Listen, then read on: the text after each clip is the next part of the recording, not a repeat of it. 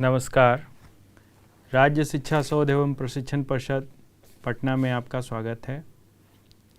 बच्चों, आज हम लोग कक्षा 9 की एक नए अध्याय परमाणु की संरचना उस पर चर्चा करने वाले हैं। तो आइए आप लोग परमाणु की संरचना के संबंध में कुछ आवश्यक बातें जानें, क्योंकि पिछली कक्षाओं में हमने जाना कि पदार्थ के सबसे सूक्ष्मतम कण को परमाणु कहा जाता है और ये परमाणु अविभाज्य होता है, ऐसा उस समय के वैज्ञानिकों का कहना था। खासकर जॉन डाल्टन ने कहा था। लेकिन आगे आने वाले प्रयोग और आने वाले वैज्ञानिकों ने कुछ प्रयोगों के आधार पर यह पाया कि पदार्थ का सूक्ष्मतम कण परमाणु है और इससे भी छोटे छोटे कण होते हैं। क्यों होते हैं, इसको जानने के लिए हम एक क्रियाकलाप करते हैं। तो आइए, क्रियाकलाप बहुत ही साधारण है। आपको एक बैलून लेना है और इस बैलून को अपने बालों में रगड़ना है और कागज़ के छोटे छोटे टुकड़े कुछ आपको लेने हैं। और देखिए, इस बैलून को अपने बाल पे थोड़ी देर के लिए रगड़िए और रगड़ने के पश्चात जब इस बैलून को आप कागज़ के पास लाएंगे तो देखते हैं कि कागज़ जो है इससे चिपक जा रहा है। नहीं चिपक रहा है तो कुछ और देर तक इसको रगड़ना होगा। ज़्यादा देर तक थोड़ा रगड़ेंगे, इससे ज़्यादा इस पर कुछ आवेश उत्पन्न होंगे और आवेश उत्पन्न होने के कारण यह देखिए चिपक जाएगा। देखिए आप, चिपक रहा है, इससे चिपक रहा है। आप देखेंगे कि यहाँ कागज़ चिपक रहा है। तो ऐसा छोटे छोटे कागज़ क्यों चिपक रहे हैं, इसको लेकर वैज्ञानिकों के बीच में कौतूहल हो गई कि पदार्थ के सबसे छोटे कण परमाणु हैं, फिर भी इस प्रकार के आवेश उत्पन्न हो जा रहे हैं। इसी प्रकार का और कुछ प्रयोग भी अलग अलग वैज्ञानिकों ने किया। आइए देखते हैं कि कौन कौन से प्रयोग के आधार पर वैज्ञानिक यह कहने में सक्षम हुए कि परमाणु जो सबसे पदार्थ का छोटा कण है वह विभाज्य है और उससे भी छोटे छोटे कण होते हैं। देखते हैं। तो अध्याय 4 में परमाणु की संरचना की चर्चा करते हुए हम आगे बढ़ते हैं। तो देखते हैं कि 19वीं शताब्दी के अंत में वैज्ञानिकों के समक्ष सबसे बड़ी चुनौती थी कि परमाणु की संरचना किस प्रकार की है, उसके गुण क्या होते हैं और उसकी संरचना कैसी है। इन सब को लेके बड़ा कौतूहल बना हुआ था और उनके कौतूहल को शांत करने के लिए वैज्ञानिक अलग अलग तरह के प्रयोग कर रहे थे और उन प्रयोगों के आधार पर वह अपने अपने तर्क दे रहे थे। देखते हैं क्या प्रयोग है। तो सबसे पहले जब दो वस्तुओं को रगड़ा गया, जैसा कि अभी मैंने आपको करके दिखाया, एक बलून को बाल में जब रगड़ते हैं या फिर सूखे हुए कंघे को भी बाल में रगड़ते हैं और उसे छोटे छोटे कागज़ के टुकड़ों के पास लाते हैं तो कागज़ के टुकड़े आकर्षित हो जाते हैं। यह आकर्षण आवेश के कारण होता है और रगड़ के कारण उनमें विद्युत आवेश आता है। उस समय के लोग सोच रहे थे यह आवेश कैसे उत्पन्न हो जाता है, कहाँ से आता है, और इनका जवाब तब उन लोग को मिला जब यह साबित हो गया कि परमाणु विभाज्य है और वह आवेशित कणों से बना हुआ है। तो परमाणु में उपस्थित आवेशित कणों का पता लगाने के लिए कई वैज्ञानिकों ने योगदान दिया। इनमें प्रमुख हैं गोल्डस्टीन और टॉमसन। सर्वप्रथम 1886 में गोल्डस्टीन ने एक शीशे के ट्यूब में एक्सपेरिमेंट किया। एक्सपेरिमेंट कैसे किया ये अगले स्लाइड में आप देखिए कि एक शीशे के ट्यूब में कैथोड और एनोड दो धातु के पतले पत्थर को जोड़ दिया गया। जो आपको दाईं तरफ पिक्चर दिखाई दे रही है उसको ध्यान से देखिए, और उन दोनों धातु के पत्थर को बैटरी से जोड़ दिया गया। वो धातु जो बैटरी के निगेटिव टर्मिनल से जुड़ा हुआ था, ऋणात्मक टर्मिनल से जुड़ा हुआ था, उसका नाम कैथोड दिया गया, और जो धनात्मक टर्मिनल से जुड़ा हुआ था उसका नाम एनोड दिया गया।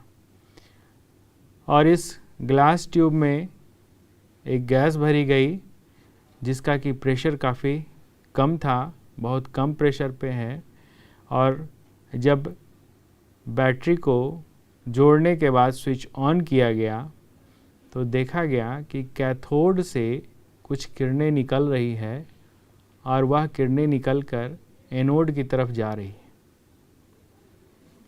ये किरणें कैथोड से निकल रही थी, इसलिए इनका नाम कैथोड रे रखा गया। जब इन किरणों के गुणों का अध्ययन किया गया तो पाया गया कि यह किरणें धनावेशित किरणें हैं, क्योंकि जब इनके मार्ग में धन आवेश और ऋण आवेश वाले दो अलग अलग धातु के टर्मिनल जोड़ दिए गए तो यह किरणें ऋण आवेशित धातु के तरफ मुड़ गई। इससे यह पता चलता है कि कैथोड से निकलने वाली किरणें धनावेशित किरणें थी। और इस प्रकार से इन किरणों के सहायता से टॉमसन ने भी एक एक्सपेरिमेंट किया। उन्होंने सेटअप कुछ इसी तरीके से लगाया और यहाँ पर उन्होंने प्रेशर को और भी लो कर दिया तो देखा कि एनोड से भी कुछ किरणें निकल के कैथोड की तरफ जा रही। चूँकि ये किरणें एनोड से निकल रही थी इसलिए इनका नाम एनोड रे रखा गया। और जब इन किरणों के गुणधर्म को अध्ययन किया गया तो यह पाया कि यह किरणें ऋणावेशित किरणें थी। अब परमाणु विद्युत उदासीन होते हैं। यदि पदार्थ का सबसे छोटा कण परमाणु होता तो ये किरणें परमाणुओं के कणों के बौछार के रूप में अगर निकलती तो यह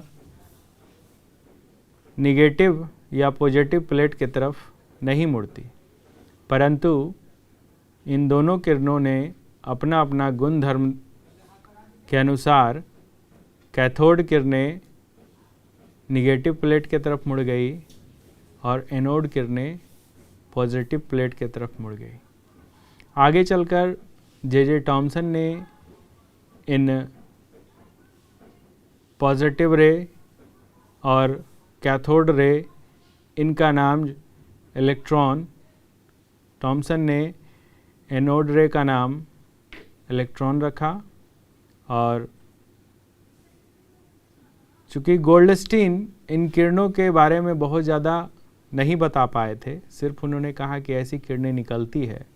बाद में उनका अध्ययन रदरफोर्ड ने किया और रदरफोर्ड ने इन किरणों को नाम प्रोटॉन दिया। तो इस प्रकार से जो धनावेशित किरणें थी उनको प्रोटॉन नाम दिया गया और जो ऋणावेशित किरणें थी उनको इलेक्ट्रॉन नाम दिया गया।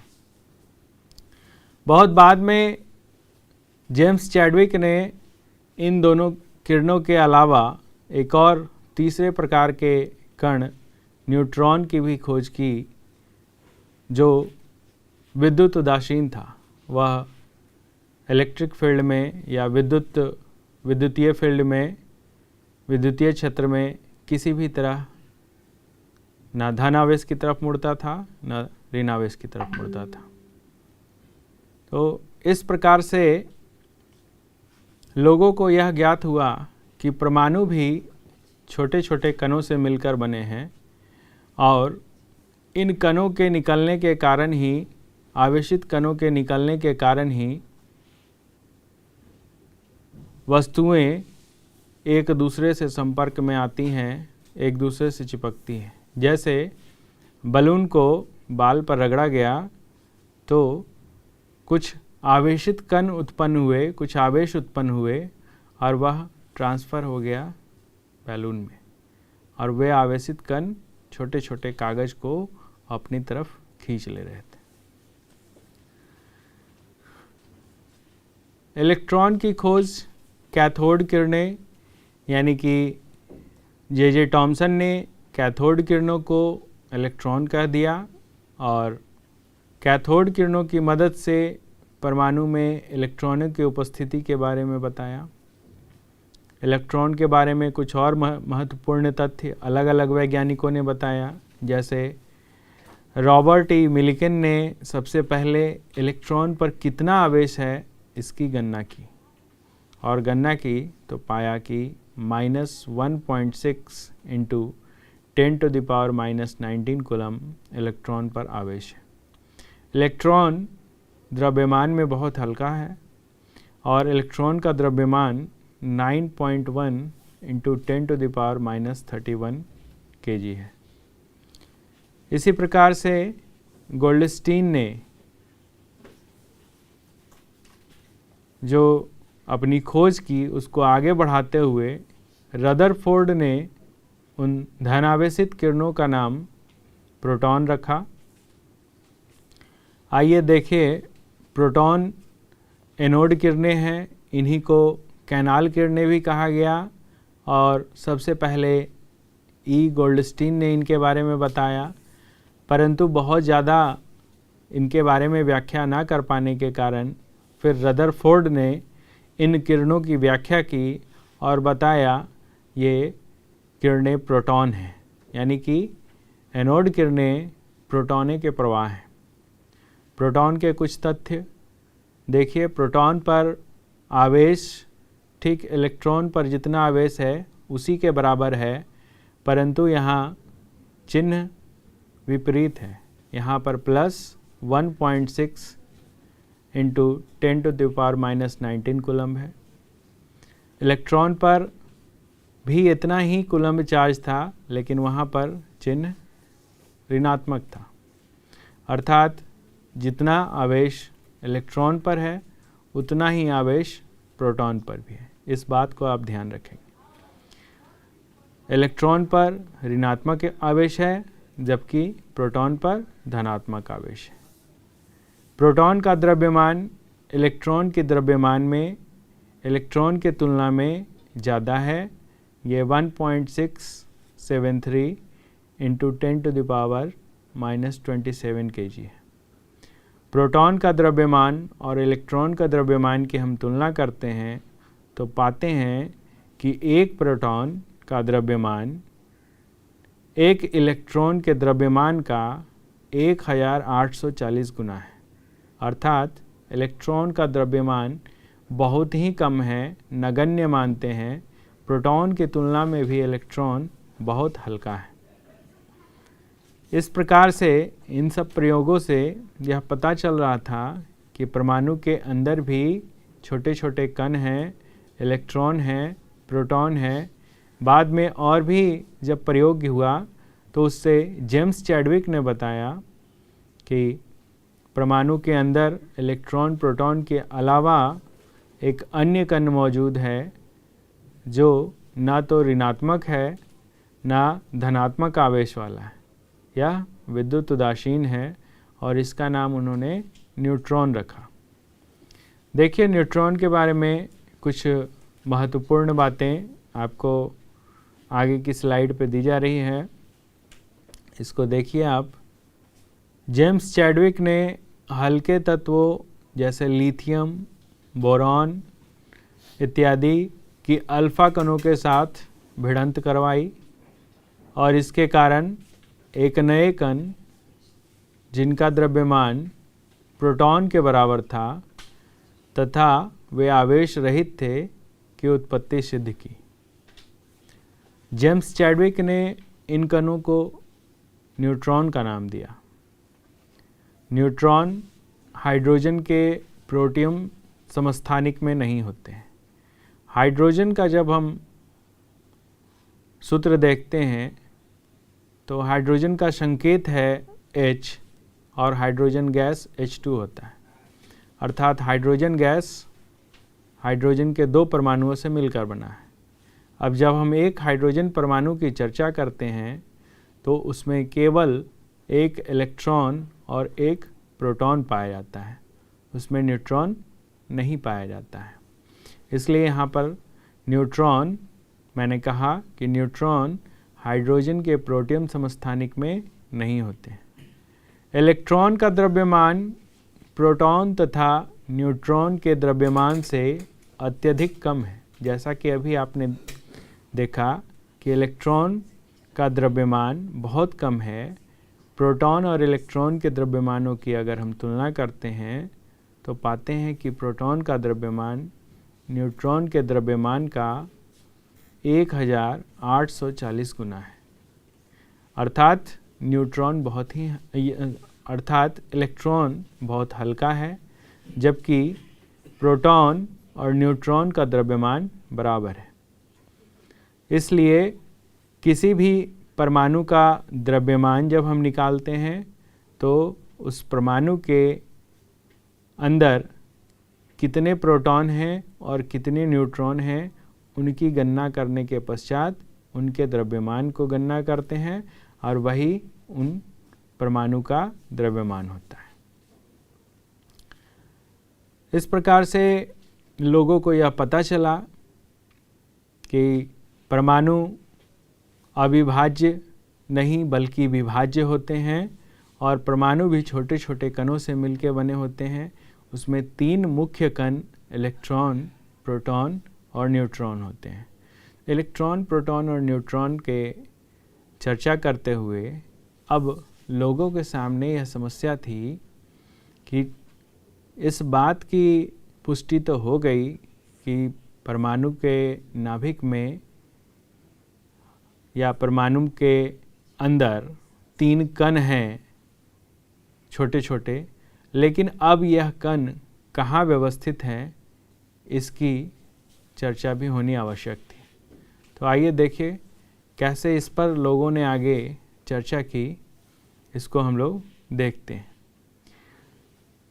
अलग अलग वैज्ञानिक अलग अलग तरीके से इन कणों के व्यवस्थित होने की चर्चा कर रहे थे और इसी चर्चा के क्रम में वो परमाणु किस प्रकार से बना है इसकी चर्चा हो रही थी, अर्थात परमाणु की संरचना की चर्चा हो रही थी। इस परमाणु की संरचना में डाल्टन का जो सिद्धांत था कि परमाणु अविनाशी और अविभाज्य होते हैं, इस सिद्धांत को पूरी तरीके से त्याग दिया गया और इस बात पर चर्चा होने लगी कि परमाणु के भीतर 2 मूल कण इलेक्ट्रॉन और प्रोटॉन जो खोज डाल्टन के परमाणु सिद्धांत की धारणा को गलत कर दिया था और यह जानना आवश्यक था कि इलेक्ट्रॉन और प्रोटॉन परमाणु के भीतर किस तरह व्यवस्थित हैं। इसको समझाने के लिए बहुत से वैज्ञानिकों ने भिन्न भिन्न प्रकार के मॉडलों का वर्णन किया, उनका प्रस्तुतिकरण किया। कुछ मॉडल जो आपकी कक्षा में पढ़ने हैं, आपके सिलेबस में है, वो परमाणु मॉडल आपके सामने आ रहे हैं, देखिए इनको। तो मुख्यतः 3 प्रकार के परमाणुिक मॉडल आपके कक्षा में पढ़ने हैं। पहला मॉडल थॉमसन का है, थॉमसन का परमाणुिक मॉडल है। दूसरा रदरफोर्ड ने दिया, उसका परमाणुिक मॉडल है। और उससे कुछ अलग हटके नील्स बोर का एक परमाणु मॉडल आपके कक्षा में पढ़ना है। तो हम 9वीं कक्षा में थॉमसन का परमाणुिक मॉडल, रदरफोर्ड का परमाणुिक मॉडल और बोर का परमाणुिक मॉडल का अध्ययन करेंगे। थॉमसन का मॉडल, जिसको कि हम लोग तरबूज मॉडल के नाम से भी जानते हैं, और थॉमसन का कहना था धनात्मक घेरे में इलेक्ट्रॉन की उपस्थिति होती है, परंतु आगे आने वाले कुछ प्रयोगों और उनके निष्कर्षों के आधार पर रदरफोर्ड ने बताया कि परमाणु का अधिकतम भाग खाली होता है और धनात्मक आवेश कम स्थान घेरता है। साथ ही साथ उन्होंने कहा केंद्रक बहुत ही छोटा होता है। तीसरे वैज्ञानिक बोर, नील्स बोर आए। उन्होंने भी एक परमाणु का मॉडल दिया और उनके परमाणु के मॉडल के अनुसार उन्होंने रदरफोर्ड के परमाणु मॉडल की कमियों को दूर करते हुए कुछ नई बातों को बताया। उन नई बातों में इलेक्ट्रॉन का कोशों में वितरण, अर्थात इलेक्ट्रॉन किस प्रकार से परमाणु के चारों तरफ उपस्थित रहते हैं, 2n² का नियम दिया। संयोजकता कोश में संयोजकता इलेक्ट्रॉन का वर्णन किया, उन पर चर्चा किया। और KLMN 4 प्रकार के कोश होते हैं, इनका भी वर्णन किया। तो यहाँ पर एक आपको संक्षेप में बताया गया है कि 3 प्रकार के परमाणुविक मॉडल, थॉम्सन का परमाणुविक मॉडल, रदरफोर्ड का और बोर का मॉडल है। अब आगे आने वाले कक्षाओं में, आगे आने वाले स्लाइड्स में, वीडियो में आप देखेंगे एक एक करके कि थॉम्सन का मॉडल विस्तृत से जानकारी प्राप्त करेंगे। उसके बाद रदरफोर्ड मॉडल के बारे में कुछ विस्तृत जानकारी प्राप्त करेंगे और रदरफोर्ड मॉडल की क्या कमियां रह गई, उन कमियों को उन्हीं के स्टूडेंट नील्स बोर ने किस प्रकार दूर किया और इस प्रकार से नील्स बोर का भी एक परमाणु मॉडल का हम अध्ययन करेंगे। परंतु बच्चों, वर्तमान समय में और भी कई प्रकार के मॉडल दिए गए हैं और क्वांटम मॉडल अभी सबसे प्रचलित मॉडल है। परंतु क्वांटम मॉडल आपके सिलेबस से आगे की चीज़ है, तो क्वांटम मॉडल का अध्ययन आप 11th-12th क्लास में करेंगे। इसलिए यहाँ पर हम अपनी चर्चा थॉम्सन मॉडल, रदरफोर्ड मॉडल और नील्स बोर मॉडल तक ही रखेंगे। तो आगे आने वाले वीडियो में आप इनकी भी चर्चा सुनेंगे। धन्यवाद।